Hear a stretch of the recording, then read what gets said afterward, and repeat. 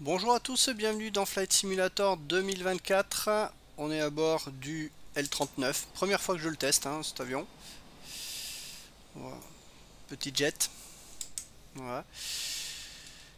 Et on va parler aujourd'hui d'écran.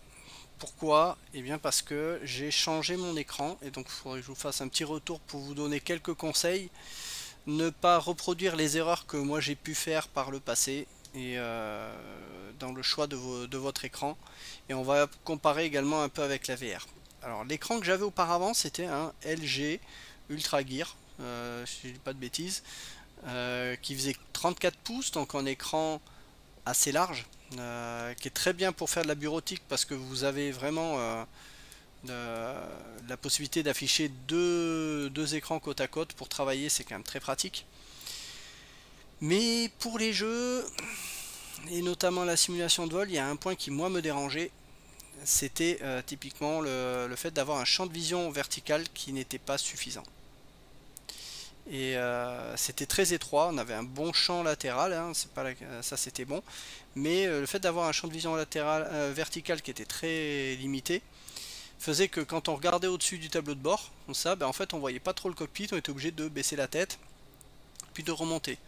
Voilà. Alors que là, avec un écran 16 neuvième, ça permet de compenser vraiment ce manque de champ de vision vertical. Donc c'est ce qui me plaisait pas trop dans cet écran, donc que j'ai acheté il y a à peu près peut-être quoi 2 ans. Et ça me plaisait pas, donc je voulais un petit peu changer, quitte à peut-être passer à la 4K. Mais je voulais pas mettre des 1000 et des 100 dans un écran. Et je suis tombé tout récemment sur un écran d'occasion sur le Bon Coin, juste à côté de chez moi, qui est en fait un Philips Momentum, alors qui a une fréquence à 60 Hz, qui n'est pas ce qu'il y a de mieux pour certains jeux, mais pour de la simulation de vol, c'est amplement suffisant. Voilà. Et qui est 4K. Et je l'ai eu à un prix d'occasion à 200 euros. Il est en très bon état. Franchement, aller trouver un écran 4K 42 pouces à 200 euros, c'était inespéré. Donc ouais, j'ai franchi le cap de la 4K et ce qui me permet de vous faire un petit peu ce retour là. Qu'est-ce que j'en pense aujourd'hui de la 4K maintenant que je suis passé donc du Quad HD à la 4K? C'est bluffant. C'est bluffant, la qualité d'image, on prend vraiment une claque. Je pensais pas que la claque elle était aussi flagrante par rapport à de la Quad HD, mais je vous assure que oui. Et surtout, si je compare par rapport à à l'écran que j'avais avant, j'ai à peu près doublé la vision verticale. Et ça, c'est d'avoir un cockpit qui a cette forme-là. Là, j'enregistre vraiment sur le format de l'écran. Je suis pas en VR et c'est vraiment beaucoup plus plaisant. Maintenant, est-ce que je vais tout le temps voler en 4K dorénavant et faire moins de VR? La réponse, elle est clairement non. Voilà. Ce qui m'amène à la deuxième réflexion de cette vidéo, c'est est-ce qu'il vaut mieux voler en 4K ou en VR? Eh bien, ça dépend de l'utilisation et de ce que vous allez rechercher dans la simulation de vol. Si je veux vraiment profiter des paysages, avoir l'image dans un casque VR, c'est une immersion que vous n'avez pas sur un écran. Là, je regarde mon écran, j'ai un peu de vision en 3D, mais c'est très très limité du fait d'être sur un écran plat. Par contre, sur mon casque VR, la vision 3D, on est dedans, on est dans le cockpit, on est immergé en fait dans notre avion et dans l'environnement 3D. Ça, un écran, même un 4K avec une superbe qualité d'image, il ne pourra pas vous faire ressentir ça. Néanmoins, là où l'écran 4K peut avoir une utilisation qui peut être très intéressante, c'est si vous faites beaucoup de vols IFR, c'est-à-dire aux instruments, que vous regardez beaucoup dans le cockpit, du vol d'avion de ligne. Là, vous n'avez pas forcément trop besoin de regarder beaucoup sur les côtés et d'avoir une liberté de mouvement, de tourner la tête comme vous voulez. Vous allez beaucoup regarder le cockpit, paramétrer votre avion et surtout, vous allez devoir regarder votre tablette, vos notes, d'aller regarder les procédures. Et donc, c'est plus facile de faire ça quand vous regardez un écran, de regarder en dessous de vous ce que vous avez, plutôt que d'être dans un casque VR et de devoir enlever le casque pour regarder ce que vous avez sur la tablette sur votre bureau. Et ça, c'est vraiment un peu le problème de la VR, c'est que à ce niveau-là, c'est pas super pratique. Voilà. Donc pour ça, un écran, ça a une bien meilleure utilisation, c'est beaucoup plus pratique. Donc pour ça, ouais, d'avoir un écran 4K, c'est quand même bien pratique. Et 42 pouces, je peux vous assurer que la taille sur le bureau au début, ça fait énorme par rapport à l'écran que j'avais avant. Et au final, ça me va très bien. Pourquoi? Parce que 42 pouces, si vous avez l'écran qui est posé sur le bureau, comme c'est mon cas, mais que vous êtes à jouer collé à votre bureau à 60 cm de l'écran, c'est pas forcément ce qu'il y a de mieux. Vous allez être un peu trop près de l'écran. Par contre, si vous êtes dans mon cas avec les manches qui sont on va dire fixées au bureau, ben là j'ai un recul supplémentaire d'environ 30-40 cm. Ce qui fait que au final je suis à peu près 90 cm de mon écran, voire 1 mètre. Et là, ouais, je vous assure que là vous avez un champ de vision qui est super. Ça c'est top.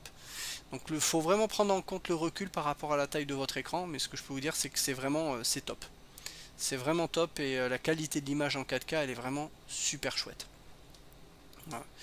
Donc ça c'est un peu ce que je voulais vous faire remonter.